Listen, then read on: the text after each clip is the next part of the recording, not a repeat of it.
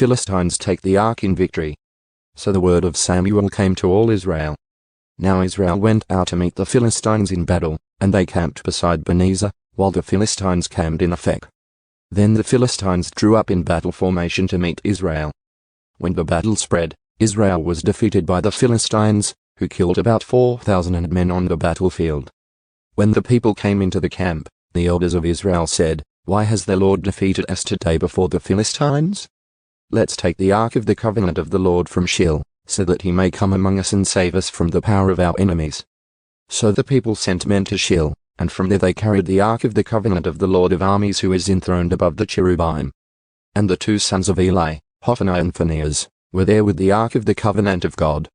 And as the ark of the covenant of the Lord was coming into the camp, all Israel shouted with a great shout, so that the earth resounded. And when the Philistines heard the noise of the shout, they said, "What does the noise of this great shout in the camp of the Hebrews mean?" Then they understood that the ark of the Lord had come into the camp. So the Philistines were afraid, for they said, "God has come into the camp." And they said, "Woe to us! For nothing like this has happened before. Woe to us! Who will save us from the hand of these mighty gods? These are the gods who struck the Egyptians with all kinds of plagues in the wilderness. Take courage and be men, Philistines, or you will become slaves to the Hebrews, as they have been slaves to you. So be men and fight." So the Philistines fought, and Israel was defeated, and every man fled to his tent. And the defeat was very great, for 30,000 foot soldiers of Israel fell. Moreover, the ark of God was taken, and the two sons of Eli, Hophni and Phinehas, died. Now a man of Benjamin ran from the battle line and came to Shiloh the same day with his clothes torn, and dust on his head. When he came, behold, Eli was sitting on his seat by the road keeping watch, because his heart was anxious about the ark of God.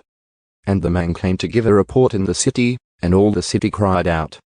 When Eli heard the noise of the outcry, he said, "What does the noise of this commotion mean?" Then the man came hurriedly and told Eli. Now Eli was 98 years old, and his eyes were fixed and he could not see. The man said to Eli, "I am the one who came from the battle line. Indeed, I escaped from the battle line today." And he said, "How are things, my son?" Then the one who brought the news replied, "Israel has fled before the Philistines, and there has also been a great defeat among the people, and your two sons, Hophni and Phinehas, are also dead. And the ark of God has been taken." When he mentioned the ark of God, Eli fell off the seat backward beside the gate, and his neck was broken and he died, for he was old and heavy. And so he judged Israel for 40 years. Now his daughter-in-law, Phinehas' wife, was pregnant and about to give birth. And when she heard the news that the ark of God had been taken and that her father-in-law and her husband had died, she kneeled down and gave birth, because her pains came upon her. And about the time of her death the women who were standing by her said to her, "Do not be afraid, for you have given birth to a son." But she did not answer or pay attention. And she named the boy Ichabod, saying, "The glory has departed from Israel, because the ark of God had been taken and because of her father-in-law and her husband." So she said, "The glory has departed from Israel, because the ark of God has been taken."